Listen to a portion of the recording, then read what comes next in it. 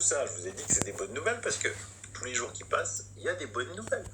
Et donc, j'ai publié aussi sur mes réseaux sociaux un truc complètement dingue. Hein. C'était venu avec un mail de MailQ. Cette semaine, le CDC américain, officiel, a discrètement mis à jour le nombre de cas de Covid pour admettre que seulement 6% des 153 504 décès enregistrés à ce jour sont en fait morts de Covid. C'est-à-dire qu'aux États-Unis, il n'y a pas 153 000 morts, mais que 9 210 morts. Les 94% restants avaient 2 ou 3 autres maladies graves et la très grande majorité était d'un âge avancé. Mais alors là, je suis tranquille parce que ça, c'est quelque chose que je vous raconte depuis le mois d'avril. Donc de temps en temps, ça fait du bien de lire ce genre de nouvelles sur Twitter.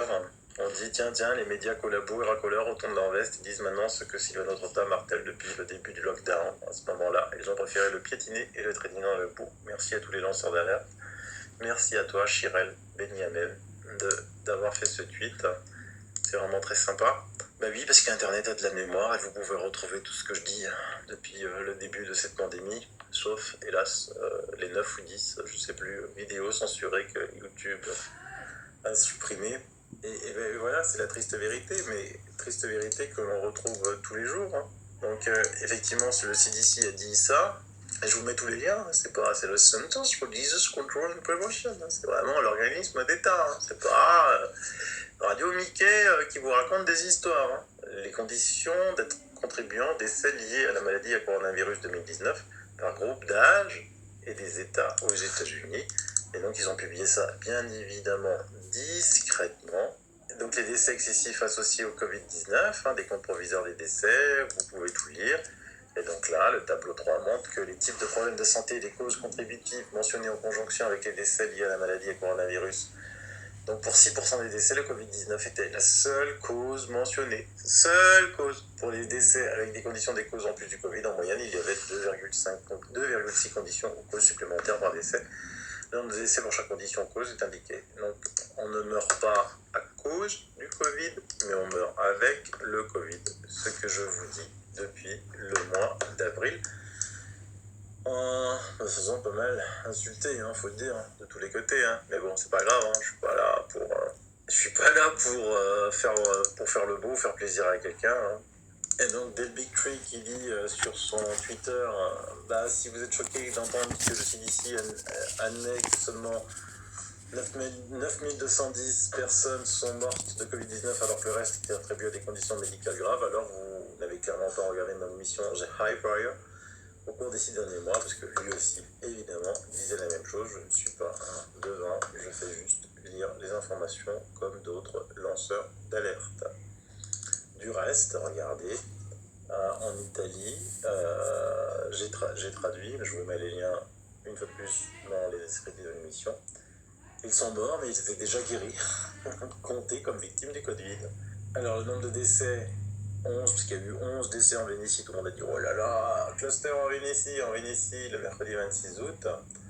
Et ben, en fait, c'est des gens qui avaient été testés, mais ça aussi, je vous le dis depuis longtemps, qui avaient été testés positifs, qui sont mortes pour d'autres raisons et qui ont été comptés morts parce qu'ils avaient été à un moment testés positifs pour le Covid. Ce bulletin de 11 décès dans la Vénétie, qui le mercredi dernier avait suscité l'émoi des Vénitiens. Le nombre élevé de décès, 11, enregistrés dans le bulletin Covid de la région de Vénétie, comprend des sujets presque tous âgés qui sont décédés dans la région, pas à l'hôpital ces derniers jours et comptés seulement aujourd'hui. Lit-on dans le document qu'il poursuit, ce sont aussi en grande partie des patients infectés par le virus ces derniers mois, entre-temps négatifs, mais qui, sur recommandation du ministère de la Santé, devraient être encore enregistrés comme sujets infectés du Covid. Et c'est toujours la même histoire, donc en France, on ne sait pas, on va demander avec les avocats comment ils font pour compter, parce qu'il suffit que vous ayez été positif, je sais pas moi, au mois d'avril, et puis entre-temps tout va bien, mais que vous soyez mort d'un accident domestique ou de la route en mois d'août, on risque de vous compter comme Covid, je ne sais pas. En tout cas, ça se fait dans de nombreux pays. Pourquoi, je ne sais pas. Et j'en profite pour lancer un appel à témoins, parce que je dis des news comme ça, j'arrive pas à les sourcer.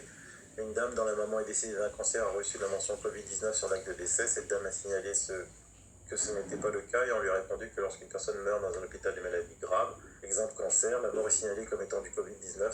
Ceci parce que l'hôpital reçoit un subside de 5 000 € à chaque décès dû au virus. Donc ça, je ne sais pas. Si vous avez des news, faites-moi les venir, je vous garantis l'anonymat. Je sais qu'en Roumanie, ça se passe vraiment comme ça. Je sais qu'au Brésil, ça se passe vraiment comme ça avec mon émission sur le Brésil. Je ne sais pas du tout si en France, ça se passe comme ça. C'est un appel à témoins. Et j'ai aussi un autre appel à témoins à lancer. J'ai discuté avec plusieurs personnes qui me disent que ils connaissent des soignants, des aides-soignants qui travaillent dans les hôpitaux, qui ont tous, pardon, pas tous, ont beaucoup démissionné. Et que s'il devait y avoir une deuxième vague, les hôpitaux seraient très mal, parce que beaucoup d'aides-soignants ont été écœurés, littéralement écœurés, de comment ils ont été traités, et de ce qu'ils ont vu.